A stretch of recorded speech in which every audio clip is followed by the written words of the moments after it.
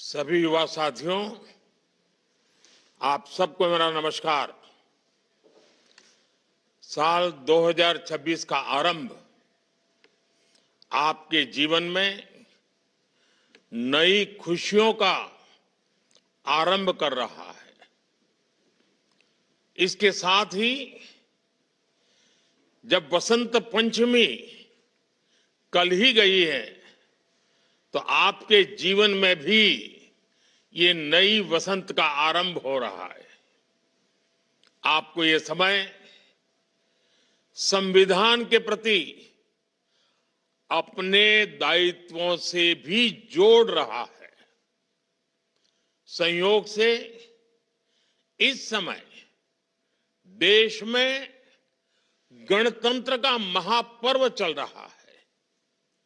कल 23 जनवरी को हमने नेताजी सुभाष की जयंती पर पराक्रम दिवस मनाया और अब कल 25 जनवरी को राष्ट्रीय मतदाता दिवस है।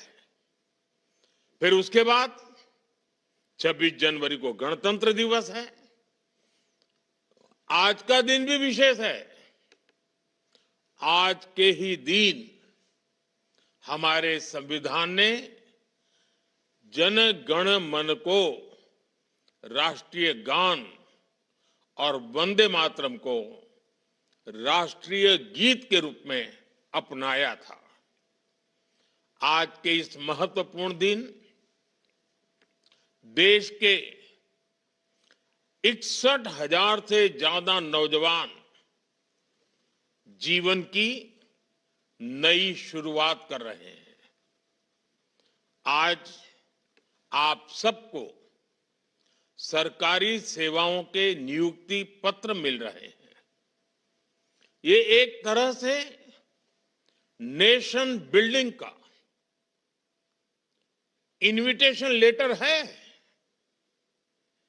ये विकसित भारत के निर्माण को गति देने का संकल्प पत्र है। आप में बहुत सारे साथी देश की सुरक्षा को मजबूत करेंगे, हमारे एजुकेशन और हेल्थ केयर इकोसिस्टम को और सशक्त करेंगे। कई साथी वित्तीय सेवाओं और एनर्जी सिक्योरिटी को मजबूती देंगे, तो कई युवा हमारी सरकारी कंपनियों की ग्रोथ में महत्वपूर्ण भूमिका निभाएंगे। मैं आप सभी युवाओं को बहुत बहुत बधाई और शुभकामनाएं देता हूं। साथियों, युवाओं को कौशल से जोड़ना और उन्हें रोजगार, स्वरोजगार के अवसर देना, ये हमारी सरकार की प्राथमिकता रही है। सरकारी भर्तियों को भी कैसे मिशन मोड पर किया जाए, इसके लिए रोजगार मेले की शुरुआत की गई थी। बीते वर्षों में रोजगार मेला एक इंस्टीट्यूशन बन गया है। इसके जरिए लाखों युवाओं को सरकार के अलग अलग विभागों में नियुक्ति पत्र मिल चुके हैं। इसी मिशन का और विस्तार करते हुए आज देश के 40 से अधिक स्थानों पर यह रोजगार मेला चल रहा है। इन सभी स्थानों पर मौजूद युवाओं का मैं विशेष तौर पर अभिनंदन करता हूं। साथियों, आज भारत दुनिया के सबसे युवा देशों में से एक है। हमारी सरकार का निरंतर प्रयास है कि भारत की युवा शक्ति के लिए देश दुनिया में नए नए अवसर बने। आज भारत सरकार अनेक देशों से ट्रेड और मोबिलिटी एग्रीमेंट कर रही है। ये ट्रेड एग्रीमेंट भारत के युवाओं के लिए अनेकों नए अवसर लेकर आ रहे हैं। साथियों, बीते समय में भारत ने आधुनिक इंफ्रास्ट्रक्चर के लिए अभूतपूर्व निवेश किया है। इससे कंस्ट्रक्शन से जुड़े हर सेक्टर में रोजगार बहुत बढ़े हैं। भारत के स्टार्टअप इकोसिस्टम का दायरा भी तेज गति से आगे बढ़ रहा है। आज देश में करीब 2 लाख रजिस्टर्ड स्टार्टअप हैं। इनमें 21 लाख से ज्यादा युवा काम कर रहे हैं। इसी प्रकार डिजिटल इंडिया ने एक नई इकोनॉमी को विस्तार दिया है। एनिमेशन, डिजिटल मीडिया, ऐसे अनेक क्षेत्रों में भारत एक ग्लोबल हब बनता जा रहा है। भारत की क्रिएटर इकोनॉमी बहुत तेज गति से ग्रो कर रही है। इसमें भी युवाओं को नई नई अपॉर्चुनिटीज मिल रही है। मेरे युवा साथियों, आज भारत पर जिस तरह दुनिया का भरोसा बढ़ रहा है, वो भी युवाओं के लिए अनेक नई संभावनाएं बना रहा है। भारत दुनिया की एकमात्र बड़ी इकोनॉमी है जिसने एक दशक में जीडीपी को डबल किया है। आज दुनिया के 100 से अधिक देश भारत में एफडीआई के जरिए निवेश कर रहे हैं। वर्ष 2014 से पहले के 10 वर्षों की तुलना में भारत में 2.5 गुना से अधिक एफडीआई आया है। और ज्यादा विदेशी निवेश का अर्थ है भारत के युवाओं के लिए रोजगार के अनगिनत अवसर।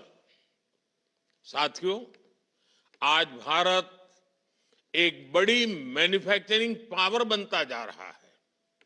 इलेक्ट्रॉनिक्स, दवाएं और वैक्सीन, डिफेंस, ऑटो, ऐसे अनेक सेक्टर्स में भारत के प्रोडक्शन और एक्सपोर्ट दोनों में अभूतपूर्व वृद्धि हो रही है। 2014 के बाद से भारत की इलेक्ट्रॉनिक्स मैन्युफैक्चरिंग में 6 गुना वृद्धि हुई है। 6 गुना। आज ये 11 लाख करोड़ रुपए से अधिक की इंडस्ट्री है। हमारा इलेक्ट्रॉनिक्स एक्सपोर्ट भी 4 लाख करोड़ रुपए को पार कर चुका है। भारत की ऑटो इंडस्ट्री भी सबसे तेजी से ग्रो करने वाले सेक्टर्स में से एक बन गई है। वर्ष 2025 में 2 व्हीलर की बिक्री 2 करोड़ के पार पहुंच चुकी है। ये दिखाता है कि देश के लोगों की खरीद शक्ति बढ़ी है। इनकम टैक्स और जीएसटी कम होने से उन्हें अनेक लाभ हुए हैं। ऐसे अनेक उदाहरण हैं जो बताते हैं कि देश में बड़ी संख्या में रोजगार का निर्माण हो रहा है। साथियों, आज के इस आयोजन में 8,000 से ज्यादा बेटियों को भी नियुक्ति पत्र मिले हैं। बीते 11 वर्षों में देश की वर्कफोर्स में विमेन पार्टिसिपेशन में करीब करीब 2 गुनी बढ़ोतरी हुई है। सरकार की मुद्रा और स्टार्टअप इंडिया जैसी योजनाओं का बहुत बड़ा फायदा हमारी बेटियों को हुआ है। महिला स्वरोजगार की दर में करीब 15% की बढ़ोतरी हुई है। अगर मैं स्टार्टअप्स और एमएसएमईज की बात करूं तो आज बहुत बड़ी संख्या में विमेन डायरेक्टर, विमेन फाउंडर्स है। हमारा जो कोऑपरेटिव सेक्टर है, जो हमारे सेल्फ हेल्प ग्रुप्स गांवों में काम कर रहे हैं, उनमें बहुत बड़ी संख्या में महिलाएं नेतृत्व कर रही है। साथियों, आज देश रिफॉर्म एक्सप्रेस पर चल पड़ा है। इसका उद्देश्य देश में जीवन और कारोबार दोनों को आसान बनाने का है। जीएसटी में नेक्स्ट जनरेशन रिफॉर्म्स का सभी को फायदा हुआ है। इससे हमारे युवा एंटरप्रेन्योर्स को लाभ हो रहा है, हमारे एमएसएमईज को फायदा हो रहा है। हाल में देश ने ऐतिहासिक लेबर रिफॉर्म्स लागू किए हैं। इससे श्रमिकों, कर्मचारियों और बिजनेस सबको फायदा होगा। नए लेबर कोड्स ने श्रमिकों के लिए, कर्मचारियों के लिए सामाजिक सुरक्षा का दायरा और सशक्त किया है। साथियों, आज जब रिफॉर्म एक्सप्रेस की चर्चा हर तरफ हो रही है, तो मैं आपको भी इसी विषय में एक काम सौंपना चाहता हूं। आप याद कीजिए, बीते 5-7 साल में कब कब आपका सरकार से किसी न किसी रूप में संपर्क हुआ है।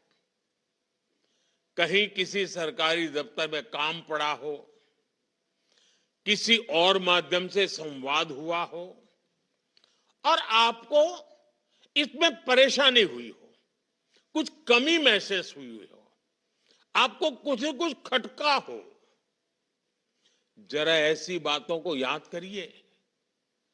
अब आपको तय करना है कि जिन बातों ने आपको परेशान किया, कभी आपके माता पिता को परेशान किया, कभी आपके यार दोस्तों को परेशान किया, और वो जो आपको अखरता था, बुरा लगता था, गुस्सा आता था, अब वो कठिनाइयां आपके अपने कार्यकाल में आप दूसरे नागरिकों को नहीं होने देंगे।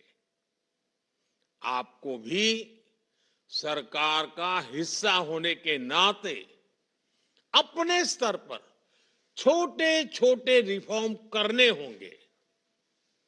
इस अप्रोच को लेकर के आपको आगे बढ़ना है, ताकि ज्यादा से ज्यादा लोगों का भला हो।